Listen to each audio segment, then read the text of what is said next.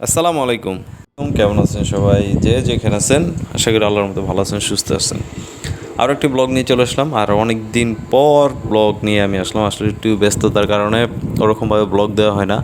আর আজকের ব্লগটা আমি শ্যুট করছি হচ্ছে একটা মিশুকের গাড়ি থেকে, মানে বলতে গেলে যেটা দিয়ে আমি আর কি ব্যবসা করি, মাল সাপ্লাই দিই, তো সেই গাড়িটাতে। আর আছে এখন ঠিক মাওয়া রাস্তায়, সাইডে যে ল্যান্ডগুলো আছে বা শাখা রাস্তা বলা যায়, ওই রাস্তায়। আজকে যে জিনিসটা আপনাদের সাথে শেয়ার করব বা যে বিষয়টা শেয়ার করব, আমরা অনেকেই দেখি কম কিলোতে বাইক মানে পাওয়া যায়, নতুন বাইক বা পুরাতন বাইক অনেক কম কিলোতে পাওয়া যায়। আসলে এই জিনিসটা হচ্ছে খোলামেলা একটা জিনিস বলি, যেমন অনেকেই দেখা গেছে 10 কিলোতে বাইক বিক্রি করে ফেলে বা 5 কিলোতে বাইক বিক্রি করে ফেলে। এটার মানে মূল রিজনটা কি? অনেকেই লটারির মাধ্যমে বাইক পাইতেছে, বা অনেকেই কারো কাছ থেকে বাইক গিফট পাইছে। তখন তারা কি করে? তাদের দেখা গেছে ওই জিনিসটার প্রয়োজন নেই নতুনের ক্ষেত্রে, তখন তারা শোরুমে যেয়ে আর কি একটু কম দামে যেভাবে হোক সেল দিয়ে দেয়। আর যেটা থাকে minimum 10 kilo, 5 kilo, 20 kilo, 25 kilo বা 500 কিলো। কিন্তু এই ক্ষেত্রে আরেকটা জিনিস খেয়াল করবেন, পুরাতন বাইক কেনার ক্ষেত্রে অবশ্যই আপনারা সাবধান। ওইটার মধ্যে কিন্তু মিটার টেম্পারেচারিং করেই, স্বাভাবিক, এটা অস্বাভাবিক কিছুই না।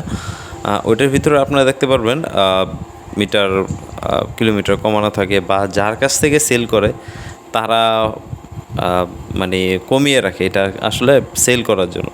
আরেকটা জিনিস আপনারা খেয়াল করলে বাইকের অনেক কিছু বুঝতে পারবেন, মানে একেবারে ইজি।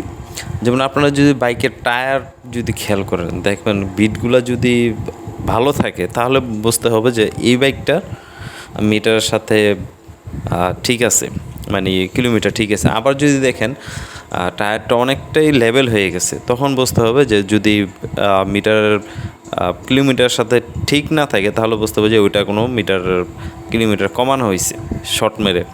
তো এই জিনিসটা আসলে একেবারে ইজি। আপনারা যারা অভিজ্ঞ বাইকার আছেন তারা হয়তো বুঝতে পারবেন, কারণ একটা বাইকের মিটার টেম্পারিং করা থাকলে ইজিলিভাবে চাকা থাকলে বোঝা যায় যে আসলে কত কিলোমিটার চালানো হয়েছে। মোটামুটি যদি আপনারা যদি রাফ অ্যান্ড টাফ ইউজ করেন, তাহলে 30 কিলোমিটার পর্যন্ত একটা বাইকের টায়ার ভালো থাকে।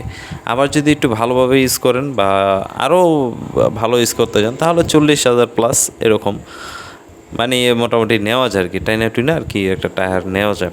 কিন্তু যদি দেখেন 20,000-এর উপর হয়ে গেছে একটা বাইকের কিলোমিটার, কিন্তু ওইটা দেখাইতেছে হচ্ছে 10,000 কিলোমিটার, তাহলে এই বাইকের অবশ্যই মিটার টেম্পারিং করা হয়েছে। আসলে এই দিকগুলো আসলে আমি যদি আপনাদের বলি, আসলে ওইভাবে বুঝতে পারবো না যদি প্র্যাকটিক্যালি আপনারা না দেখেন। এই জিনিসগুলো যদি আপনারা একটু খেয়াল করেন, আমার মনে হয় বাইক কেনার সময় অনেকটা আপনাদের উপকার হইব। আর সেকেন্ড হ্যান্ড বাইক কেনার ক্ষেত্রে এই জিনিসগুলো আপনারা নিজেরাই খেয়াল করতে পারবেন আসলে মিটার টেম্পারিং কতটা করা হয়েছে।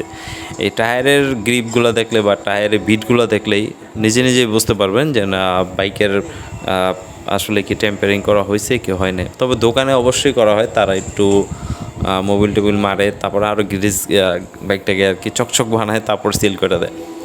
তো আমি আসলে শর্টকাটে আপনাদেরকে একটু বোঝানোর চেষ্টা করলাম যে কীভাবে আপনারা বুঝবেন বাইকের মিটার কিলোমিটার কমানো হয়েছে বা টেম্পারেচার কমানো হয়েছে। এই জিনিসগুলো যদি আপনারা খেয়াল করেন, অবশ্যই আমার মনে হয় ভালো একটা বাইক কিনতে পারবেন। তো আজকের মতো ব্লগটা আমি এখানেই শেষ করতে যাচ্ছি। দেখা হচ্ছে আপনাদের সাথে যে কোনো নতুন কোনো ব্লগ নিয়ে। সেই পর্যন্ত সকল ভালো থাকবেন, সুস্থ থাকবেন। আর ভালো লাগলে চ্যানেলটা ঘুরে আসতে পারেন, সাবস্ক্রাইবও করতে পারেন। এখান থেকে বিদায় নিচ্ছি। আল্লাহ হাফেজ।